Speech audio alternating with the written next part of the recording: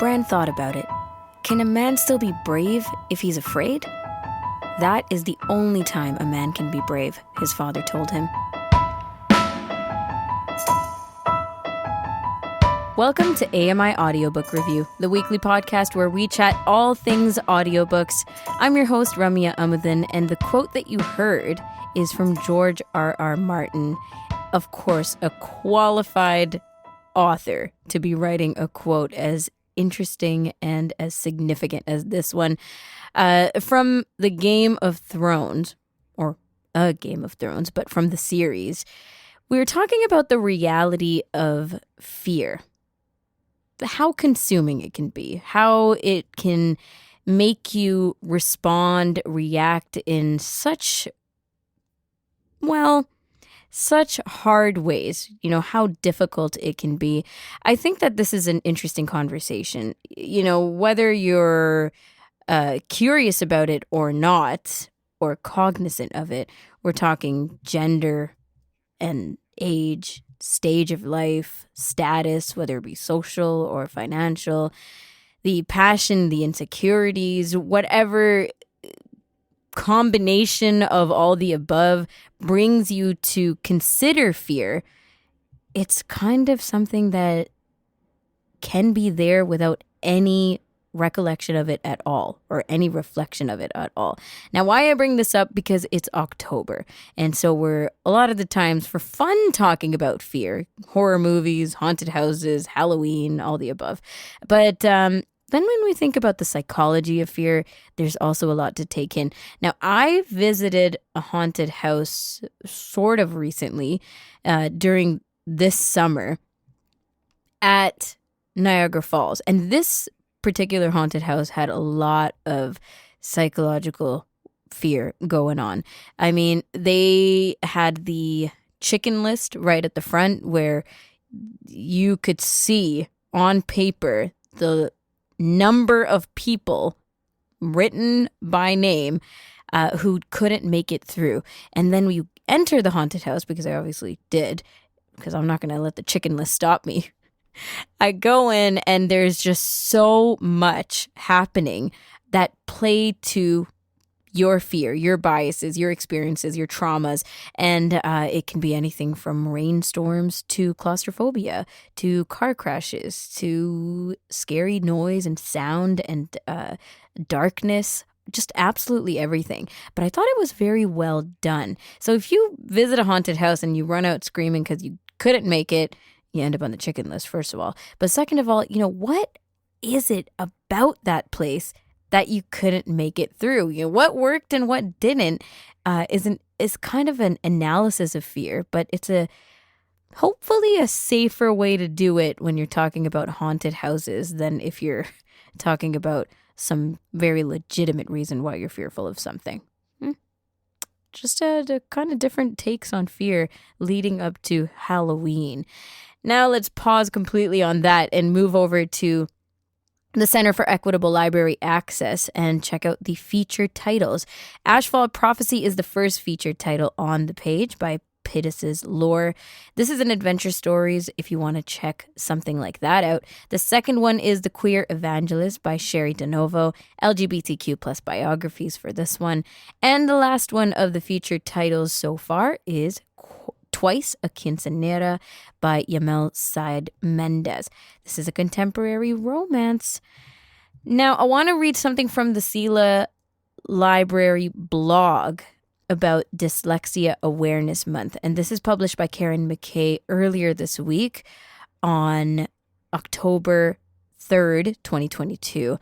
And it's estimated that there may be as many as 1 in 5 people affected by language-based learning disabilities.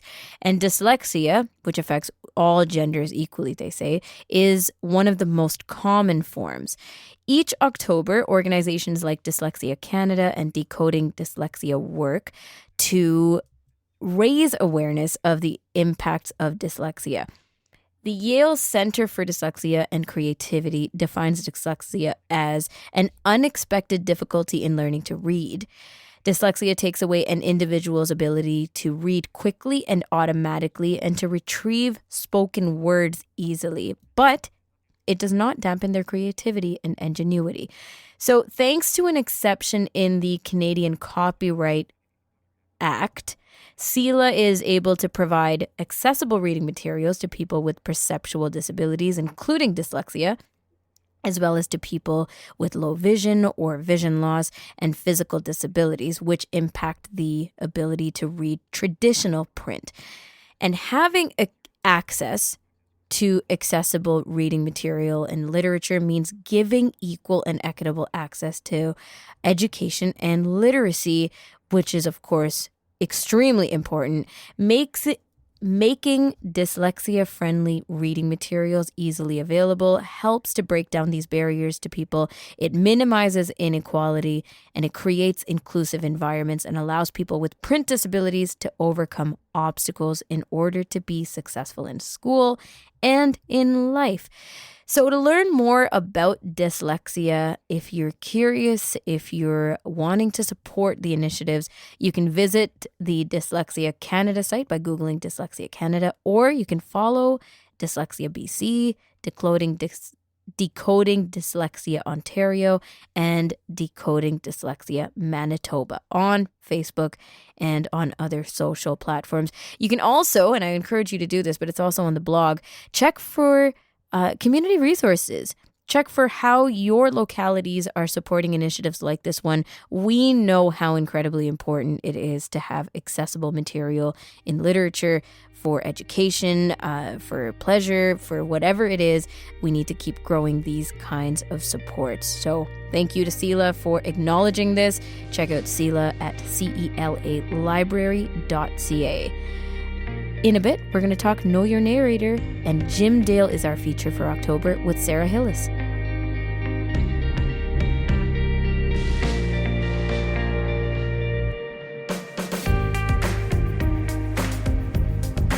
This is AMI Audiobook Review with me, Ramya Amudan. Once a month, near the start of the month, we like to check in with Sara Hillis. She brings us Know Your Narrator. So these are the narrators in our audiobook world. We shout out the voices behind our favorite listens and get to know the fascinating lives and backgrounds of these individuals who get into performing our books. So we're featuring, when I said favorite, I really meant it, because we're featuring one of my favorites today, Jim Dale. Isn't that right, Sarah? Oh, Can't yes. switch it up on me now. Yes, Jim Dale. Yep. Okay, amazing. Absolutely. So why Jim and why now? Well, of course, it's October, so it is Halloween month, and I mean, what better narrator to pick than the guy that narrated all 7 of the North American versions of the Harry Potter books, Jim Dale. These are by J.K. Rowling, of course. Mm-hmm. And he actually, one time he held the Guinness World Record for different ones, 134 characters he had to voice in the Order of the Phoenix, and 146 or 7, I have some dispute about that, in the Deathly Hallows books. Now, that's been eclipsed by Game of Thrones, because there's far too many characters in those books. But he also, because of the Harry Potter books, he once held the top 6 places in the audiobook charts on, I think, Audible in 2005. Wow. And that was a world record as well. So it still is, I think. So hold up. Okay, 146, 147 characters in which book did you say? The Harry Potter and the Deathly Hallows. No way. Were there that many characters? I bet there were, because there was the whole wedding thing. Yeah, you're right. Whole bunch of stuff. Yeah, and every time they went on their journey, there was like a whole new chapter with a whole bunch of characters. But that is wild to think, and we can listen back to the books, as I often do, and say, hey, this character sounds like a little bit of that character, and that character sounds like it was taken from the inspiration of this character. But to think he's done all that just in one book, just in one series. Yeah. Wow. Amazing. I know. Moment of silence to celebrate that. So that's pretty amazing. And before all of this, we'll get back into more of his narration. He was who? Well, he was born James Smith in 1935 in Rothwell, Northamptonshire, England. Educated at Kettering Grammar School. So pretty much a working class background. And he trained as a dancer later on in like musical theater kind of dancer kind of guy. Ended up playing a bunch of clown figures in the Shakespeare. Again, it's Shakespeare, right? They all kind of do Shakespeare. Right. Well, he ended up being in various Shakespeare companies playing the comic figures, like the gravedigger in Hamlet. He might play one of those, or he might play the porter in Macbeth, or the clown figure in The Merchant of Venice. Gobbo was his name. And in many plays, that's what he played, a sort of comedic character. In the 50s, he even had some pop music success in England, recording with none other than George Martin for Beatles fans. He is the producer behind the Beatles. And so Jim had a couple of those hits. I listened to one on YouTube, and it sounded kind of like an Elvis-y type sound he was trying to go for, I guess. He stopped doing that after a while, went back to comedy. But he did write a pop song that's really well known, and I really enjoy it. I had no idea he wrote this until I did this segment.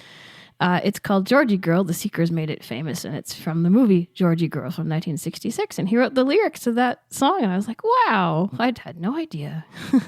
Two of my worlds collided there. That's kind of fun. And what else can I tell you about him? He has done a lot of plays on Broadway, off Broadway. He went to the States after a while, and he was in Pete's Dragon in the 1970s there. One of my favorite movies. He played this sort of hokey medicine man guy called Doc Terminus. Had a fun song to sing. And he also was in the Carry On films. If you're in the UK, you know those. Carry On Cabby, Carry On Doctor, all these different. He played the hapless romantic lead in those ones. So again, more comedy. So he was really a comedic actor and a comedian. He loved the goons. He actually portrayed one of the goons in England, Spike Milligan. And Spike Milligan played his own father in this biographical movie, but Jim Dale played him, and he would have done a great job. He's a pretty zany character. Yeah. So comedy is, elements of comedy have come out in his narration as well. So this part is really not hard for me to believe. I've kind of checked him out a tad and saw some of his comedy background, and it was really fun to hear how he got into, maybe not got into narration, but hear how he brings that to his narration. Yeah, he's always enjoyed doing voices, and he's been a very outrageous character on stage. He loves the audience interaction. Yeah. So when he switched over to narration, it was a little difficult for him to get there because it's a whole different thing. As we always say on this segment, it's very intimate. You're just talking to the microphone. You're talking to a person literally in their ear, rather than making all these cool hand gestures and jumping around with your crazy silly walks and stuff like that, so you have to do it all with your voice. And he found that a real interesting challenge. I would say challenge first. Like when I try to put my headspace in one of a performers and think all that body movement, as you're expressing now, right? All that body movement, all that stage presence, that the audience, but the audience isn't even just it. It's the lighting, the stage, the physicality, the sound, and then being able to take that and say, okay, now how do I channel all of that, but by sitting here in front of a microphone, potentially in the dark? Like, it's just something so extraordinarily different that the fact that you can channel all that into narration is fantastic. Like, you mentioned all the characters, and I'll bring it back to that. When Jim Dale performs, a conversation, a dialogue between, let's say, 3 or 4 characters, and he's switching voices, and he's doing all that, and the expression changing, like, switch on and off. To me, I find that hilarious because I imagine the person doing it in studio, right? Yes. Yeah, and he's really a bit of a perfectionist in that sometimes with the kinds of recordings he does, it's kind of a one take thing. So unless you make a really egregious mistake, they won't go back and fix it. Don't say he does it on purpose. So he does. He'll swear. He'll curse. in a book that certainly shouldn't have curse words in it, and it makes them have to go back and do the sentence so that he likes it better. Nice. Oh, that's a good hack. Good for you, Jim. Yeah. That's amazing. So did the narration part of it, like you mentioned how it was kind of a challenge for him to get into it, but was he wanting to get into it, or how did that happen? Well, he wasn't really looking into it at all. It was in the mid-90s, just when Harry Potter came out, and the publisher, I guess it's Listening Library, in the beginning it was, Pottermore has it now, of course, but Listening Library wanted a narrator with an English accent for Harry Potter, because obviously it's a British book. And somebody said, oh, there's this off-Broadway play being performed in which 4 people have to voice and perform 33 different characters. So we thought, oh, let's, and you might want to look at this Jim Dale guy. So he goes and watches the play, and it was only later that they realized that Jim Dale had only played 2 of those 33 characters. So they sort of thought, we've hired this guy on spec, basically. Can he really, deliver?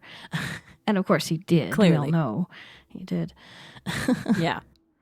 But that's really, so he got put in the position of having to do all these characters, but it was kind of a mistake. Yeah, in a way. Yeah, he wasn't one of the most prolific of those actors in the play. Oh, man, that's amazing. Well, you were talking about these records. Does he still hold any of them? He still holds the top 6 places on the Audible charts from 2005. Nobody else, no other narrator, even Scott Brick, which I'm surprised at, hasn't held the top 6 places for a whole year or however long it was. I can't remember, but he still holds that one for sure. Wow. Just because all the Harry Potter books were out. Well, a lot of them were. And people kept buying them and listening to them. Yes, and they still do. We re-listen and listen and listen and listen, don't we? I just started reading The Night Circus. I've never read it, by Aaron Morgenstern, which is fantasy, magic, kind of cool stuff. And I just started listening to it, and I'm like today, like 2 hours ago. And I was like, I have to turn this off or I'll not be ready for the recording, because it's so compelling. He has this musicality almost in his narration. It's really, really neat. He narrates it. Jim Dale narrates this as well? Yeah. Oh, fascinating. The Night Circus. That's great. I'm sorry, but I will find it very tough to hear him do anything but Harry Potter, because it's now ingrained in my brain, like tattooed. Like, absolutely. I can't, when you hear a song in your head, you hear it as that song, right? The way it's produced, the way you're remembering it, the way it was recorded. That to me is Harry Potter. Like, if I think of the book, it is just Jim Dale. I can't watch the movies. I can't listen to Stephen Fry. It's very specific and possessive. Yeah, clearly. No, clearly. But I mean, absolutely agree with you, though. His narration is something, when I think storytelling, I immediately think of this. Jim Dale. Well, it's funny because I'm reading The Night Circus, and there's just one little F shot in the book, and I'm like, he just said that word. I've never heard him say that word. I'm like, it's wow. It's true. It's true. Wow. I mean, he's like, we can talk about his awards and accolades and all that stuff, definitely, because he won so much, right? Yeah, he's won 10 Audies. In narration, he's won 10 Audies, 23 earphone awards from Audiophile. He's a golden voice of Audiophile. He's won he's been nominated for a bunch of different drama awards and film awards and things. But the only ones he's won all of are his audio awards that he was nominated for. He's won all of those. Every time he's nominated, he wins. Of course. Pretty cool. Yeah. And for his narration, like, he's not up there for, hundreds of books or anything like that. No, I've done about 40. Huh. Just over 40, I think, now. Yeah. So he picks and chooses, I think. Well, he says they just send him to him, but I think he picks and chooses. Yeah. Is it kind of like typecasting, do you think, where, if someone's so big on one series, and Harry Potter being as big as it is, do you think it's any of that, or it's not the same at all when you think theater and theater and film? I think that in the audio world, he is a bit typecast, but I think he wants to be too. He likes fantasy. He likes children's books. He likes narrating this kind of stuff because it's just more.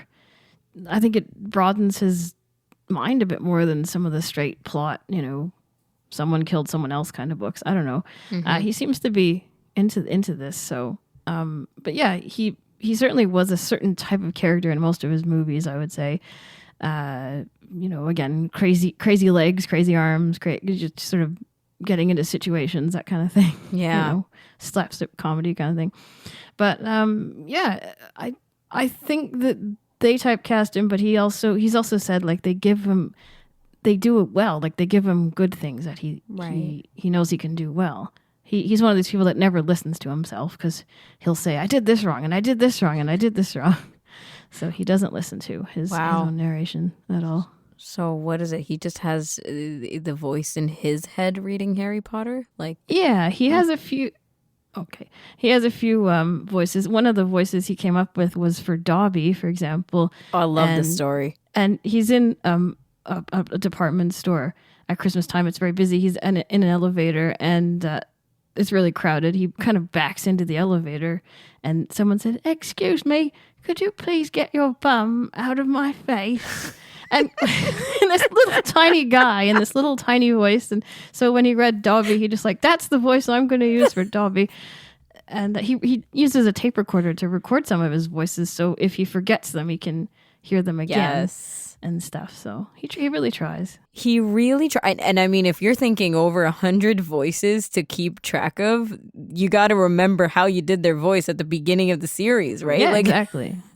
It's just so much. But I love the stories. I've heard him, do a couple interviews explaining McGonagall's voice and where that came from. One of his aunts, right? Something like that. Oh, cool. Yeah. I didn't hear that one. That one was really great too. And then Dobby's voice, like you're saying. But it's just fun hearing how much excitement there is for him in creating the actual voices.